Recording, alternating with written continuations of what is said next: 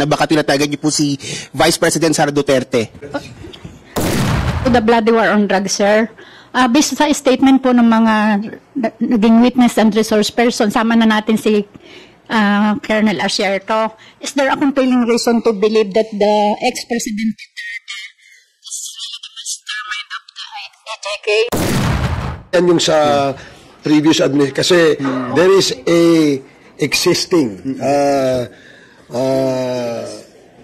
bukod dun sa hearing, meron pong nangyayaring mga hindi maganda sa ating government agencies. And mandato rin po ng mga kongresista na tingnan kung bakit nangyayari yung ganito. No, this has nothing to do with political or anything of the previous administration. Hindi.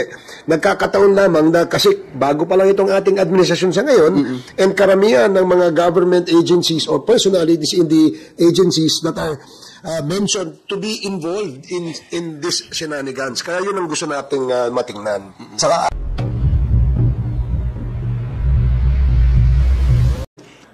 sa akin, yung sa Pogo, dahil doon sa mga criminal elements that was found out, not by us, but by the PAOK TF, then relayed to us, to the President, and the Speaker, deem it right to have an investigation on this matter. So lahat yan, hindi yan nagtutungo at nagdadirect sa isang tao. Ang tinatanong lang namin, bakit doon na nag-imbestiga kami a year ago hanggang ngayon, nakikita namin yung interrelation ng mga issues that we are tackling. By Chairman Akop with regards to the problems, loopholes with regards to the process sa PSA. Problema natin po sa LCR. Problema natin po sa LRA. Sa mga RDOs natin. Question of land, question of late registration. This never happens during the past administration ng Duterte. This happens even prior to the administration of Duterte. Kaya hindi pwedeng sabihin na, na we create this committee because kasi pag ganyan, ang iisip ka agad politika. Kaya ang sinasabi ko na this is not yet a conclusive. Even the accusation made by NUPL, by the Makabayan Black, is not conclusive. That's why may investigasyon ginagawa tayo. And this started it all not only because of the previous administration, even past administration, ito na yung nangyari. Nagkataon lang pa ngayon that the leadership in the House, we as chairman, ginawa namin yung trabaho namin. Yung grand conspiracy between dito sa mga POGO operators at sa mga iring government officials natin na involved po, kasi yung POGOs po na-establish doon yung involved din sa organized crime syndicates. Meron pa nga pong mga human trafficking, may drugs, may love scam pa. Pinasok na rin lahat ng scam po eh. Sige po. Kasi po, yung some government officials po natin involved din, past pwedeng meron din sa present kasi nakapag-produce sila ng mga birth certificate, ng mga fake passport. Hindi naman po mangyayari yung kung walang connivance. Ito po kasi, again, as I've said, it started it all with my committee, no? Doon po sa mga late registration, PSA, doon. Pag nakakuha na po ng, of course, sa PSA level, pag nakakuha na, pag nakalusot, pwede na mag-LTO. Diba, driver's license. Pwede na mag-passports, no? Etc. Gun license, pwede rin, but yan may mga baril. But anyway, so, question, it's either directly involved, yung mga personal sa agency, or because of the weak guidelines, no, and practices doon mismo sa mga agencies. Pero of course, in the case of, this is Parokya, in the case of Mexico, Pampanga, malinaw po na yung mayor doon is involved. Is in courts with Eddie Tayang. So, kung titingnan mo, kung nangyayari ito sa municipal level, at yan ito, yung POGO at saka yung drugs. Siyempre, yung buong connection nito from the lower level up to the higher level, na ang question na ngayon is, dapat malinaw kung ano talagang, kung sino ang mananagot dito sa national level. Kasi, as mentioned by Chairman Dan kanina, kaya kumalat yung POGO dahil doon sa EO13 eh. But of course, this is not a conclusive, by the members of this PADCOM. Ang sa akin lang po is, of course, may managot dyan. Now, kaya nga, gusto kong ibalik, it's the former president that issues that EO, yung POGO ang pag-uusapan, yes to answer that. Diba? So, napaka-complicated na net ng mga sindikato. In which, ngayon, karamihan is involved ng mga foreign nationals. Chinese. Thank you. Doon po kasi sa nangyayari sa atin, some people are taking advantage of the loopholes of our law. Some people have also taken advantage doon sa masamang kultura natin kuminsan, especially in the implementation of our laws. Kasi we take a specific example kung bakit nagkakaroon ng passport yung alien, for example, Chinese. Kasi inallow natin na magkaroon ng late registration. For example, Alice Go, 17 years.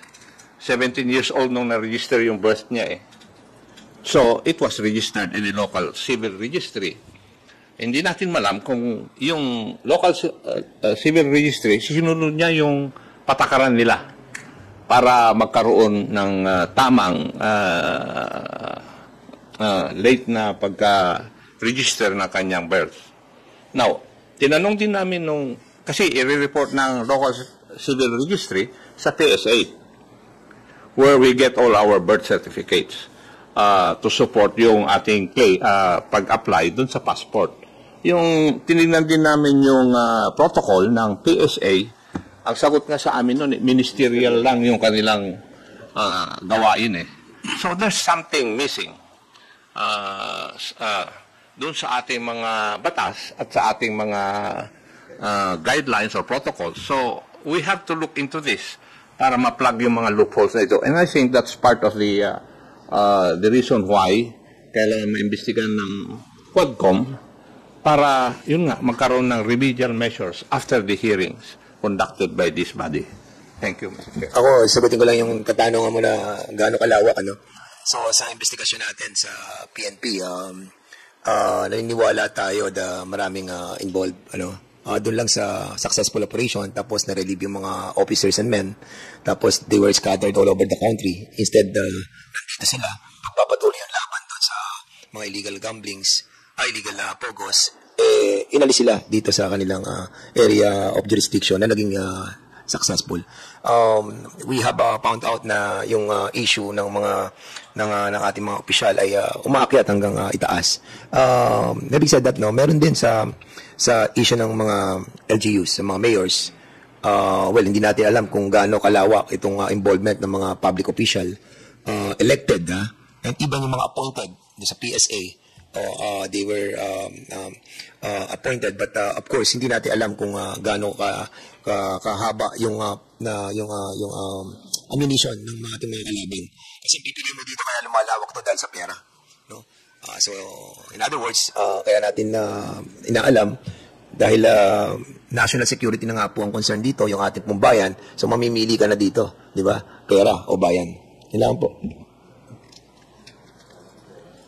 Sir, with regards to the bloody war on drugs, sir, based sa statement po ng mga naging witness and resource person, sama na natin si Colonel Asierto, is there a compelling reason to believe that the ex-President Duterte is really the mastermind of the EJK? Is there really an order to kill outside the very ambit of the judicial system, or is that merely a contributive factor? Kasi may mga statement siya before, although wala namang sir, may sinasabi sa mga pulis na, sa grandstand pa nga ako noon, kill 1,000 and I'll protect you. Well, we will cross the bridge when we get there. No? Kasi inaakusahan siya ng NUPL, for example, like Atty. Nerico Benares, Atty. Conti, and the other NUPL leaders, like, for example, Atty. Adel Jokno, in my hearing, and even the Makabayan Black had actually accused him to be the mastermind of this. So we're going to find out. We're going to find out in our hearings. Mr. Chair, in the committee of the Honorable Abante, may mga accusations against the former president. Di po ba? And it is but right and proper that we also give him the opportunity to defend himself. So that is precisely the reason why and the basis why the committee would invite him if he would accede to our invitation so that he can answer the accusations leveled against him. And I think that is part of due process. Marami pong salamat. Thank you, sir. Thank you, Joy. Red Mendoza from Manila Times. Hi po, good afternoon. Good morning po. I have 3 questions lang po.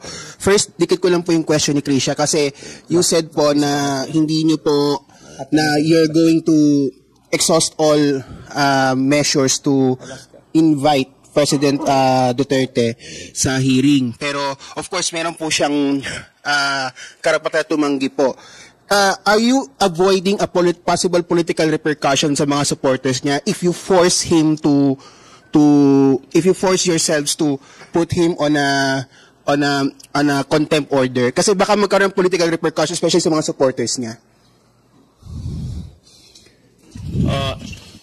We're not into that business. Yung magkaroon ng sasali kami sa isang political squabble. No. We're here to do our job.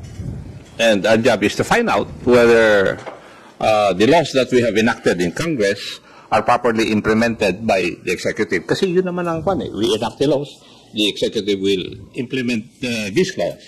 Tama po ba? Yes. And kami, we're also governed by certain practices. For example, if Senator Bato will not attend the hearings to be conducted by the Quadcom, then that is his choice. And we will respect that. Kasi there's such a thing as interparliamentary courtesy. So, if they invite us there also, and if we do not want to attend, it's our choice. Ganun po yan. But we afford each other, yung tinatawag po natin, interparliamentary courtesy. In the case of the former president, hindi po ba? Ang lahat po na naging Pangulo ng ating bansa, nire-respeto po natin, maski wala na sila sa posisyon. Kasi, ang respeto, dalawang aspect po yun eh. Pag siya ay nasa pwesto, we respect the position that he holds and we respect the person. Kasi dapat respetuhin natin lahat ng tao. So, we will afford him the necessary respect na nilalapat po sa kanya. Maraming po salamat. Dagdagan ko lang ng maiksi. Gaya ng sinabi ni Chairman Acop, yung aming mga iniimbitahang resource persons are resource persons that will help the committee in crafting legislation. Ngayon, of course, we want to invite people who are in the know. Yung may pagkakaalam, yung merong wisdom na pwedeng makatulong sa amin. And if any of the committees will deem it proper to invite the former president or any resource persons for that matter, as long as makakatulong, bakit hindi? Kaya ng sinabi ni Chairman Acop, karapatan din po nilang tumanggi. And we will respect that. Okay. Second question na lang po. Kasi, of course, we all know na this investigation, itong Quad Committee na ito, all point out to what the actions made by the previous administration has done. Let me correct you, hindi yan yung sa previous administration. Kasi there is a existing bukod dun sa hearing, meron pong nangyayaring mga hindi maganda sa ating government agencies. And mandato rin po ng mga kongresista na tingnan kung bakit nangyayari yung ganito. No, this has nothing to do with political or anything of the previous administration. Hindi. Nagkakataon lamang na kasi bago pa lang itong ating administrasyon sa ngayon, and karamihan ng mga government agencies or personalities in the agencies that I mentioned to be involved in this shenanigans. Kaya yun ang gusto nating matingnan. Saka, in addition to that, you have to remember that these investigations ng different committees started way back. Yung una yun sa committee ng accounts when they started the investigation of those companies, corporations buying properties owned by Filipinos whereas sila ay mga foreigners. Doon nag-cultivate yan eh. Then, doon sa Committee on Transportation, you found out that there were auxiliary ng mga Coast Guards, 36 na mga Chinese general, captain, colonels. Bakit nagkaroon ng mga Coast Guard, ng mga Chinese volunteers? Nakaikot sila sa ating mga Navy ships. Then, sa akin, yung sa Pogo, dahil doon sa mga criminal elements that was found out, not by us, but by the PAOK-TF, then relayed to us, to the President, and the speaker deem it right to have an investigation on this matter. So lahat yan, hindi yan nagtutungo at nagdadirect sa iisang tao. Ang tinatanong lang namin, bakit doon na nag-imbestiga kami a year ago hanggang ngayon, nakikita namin yung interrelation ng mga issues that we are tackling. Pero, the previous administration might have triggered this investigation. It is continuing on. Kaya nga nag-iimbestiga kami so that makakapag-craft kami ng legislation to put a stop on the alleged criminal organizations that have happened. Oh, it's continuing on. Hindi naman to talaga politiko, but it's actually trying to stop what has been happening for a number of years. Chairman. Dagdag ko lang po. Kasi, for example, yung that was mentioned by Chairman Ako with regards to the problems. Loopholes with regards to the process sa PSA. Problema natin po sa LCR. Problema natin po sa LRA, sa mga RDOs natin. Question of land, question of late registration. This never happens during the past administration ng Duterte. This happens even prior to the administration of Duterte.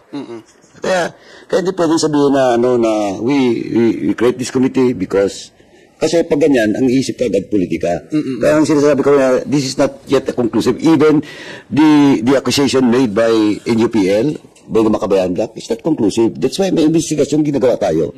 And this started it all not only because of the previous administration, even past administration, ito na yung nangyari. Nagkataon lang po ngayon that the leadership in the House, we as chairman, ginawa namin yung trabaho namin. It started with, sa committee ko nga, doon sa mga agencies involved in all these unscrupulous transactions. And that involves agencies such as PSA, LRA, even DFA, the BID, well in fact sa BID, may gusto pa nga kami din ipa-amend na MCD nila in regards to students, foreign students, no? Bibigyan nila ng visa. Yung question of visas from mga different agencies. The authority to give visas from different agencies. So, hindi tama po na this Quadcom, this investigation in my committee, it started with, kasi ang dulo nun, ang conclusion nun, pag ganyan is politika. Sinasabi ko na, even the accusation ng UPL, Makabayan Black, is not conclusive. Titignan po natin kung anong maging resulta ng investigation. So, for the record lang po, this investigation is not going to target politics kasi nga po baka kasi isipin po nila na baka tinatarget niyo po si Vice President Sara Duterte. Especially dun po sa kanyang mga, of course, it all points out to the Vice President, her breaking off with the administration. So, do you think, for the record lang po ba, hindi po ba ito related sa... Hindi ito politika, hindi ito related sa political persecution. Ginagawa lang po namin ang trabaho namin nang sa ganon ay maiayos natin yung mga ahensya ng gobyerno at mga kawani ng gobyerno na tiwali, no? Pumapasok sa mga kalukuhan. Kagaya nga nung nabanggit ni Chairman Paduano, kailangan tingnan din anong batasan pwedeng gawin ng Kongreso. Dahil nakita natin kung itong problema ito ay hindi ma-solve ngayon at ito'y mapabayaan, lalaki ito. Kawawa ang mga anak ninyo at mga apo natin. So, yun lang. Mr. Chair, ganito lang ang specific problem. Can you tell me which agency can give us the correct number of visas issued by the government? Kayo, nakukuha nyo yung nangyayari dito sa ating bansa. But can you tell me which agency can give us the correct number of visas issued by government to foreign nationals? Meron ba? Wala. Alam niyo kung bakit? Kasi yung lahat po na economic zones, they're authorized by law to issue visas. The Philippine Retirement Authority is also authorized by law to issue visas. The Bureau of Immigration is also authorized by law to issue visas. Pero wala pong nagme-maintain ng central database. Na-discover namin yun So, if we ask the number of current visas issued by the government to foreign nationals, we do not know. Na-discover namin yan during the investigation. Ito lang po yung gusto namin na matignan dahil yung DFA could issue visas pero could not answer our questions. Dahil sa problema ganito, so something has to be done. Di po ba? Kaya yun po yung aming kwan. Now, sinasabi po nyo, baka it would lead to politics. I don't think this would lead to politics. Kasi, ang lalabas naman, mababasa at makikita ninyo.